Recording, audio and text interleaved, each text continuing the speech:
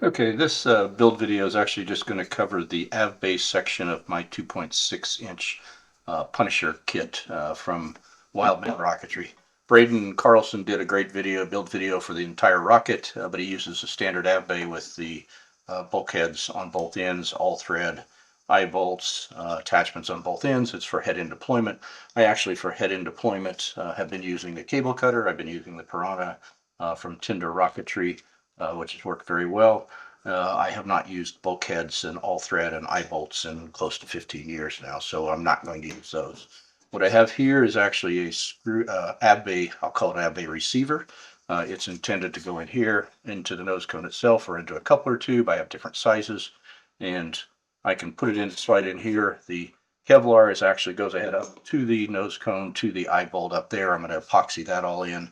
This will be epoxied in, and then this will also then go around it epoxied in as well. So it basically, the Kevlar passes the AvBay by, and then the screw-in AvBay will screw up in there. It does have a large slot for screwdriver, although I use a metal file for that size slot. But so then the concept is I will go in there, I will screw this into the up through there into the AvBay. I will have one apogee, a backup apogee, and then a cable cutter for the main. Using this design, this was inside a 2.6-inch nose cone for the Punisher kit. I'm going to have the same thing, same threads for inside a 54 millimeter AvBay. Same thing for a 54, where it actually becomes the coupler tube itself, so it isn't actually we don't have the coupler tube on that.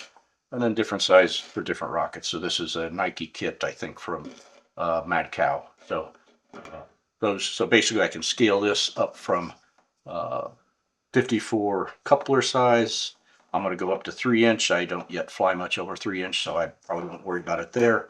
And then I'm going to work on scaling it down to 38 millimeter AvBay as well.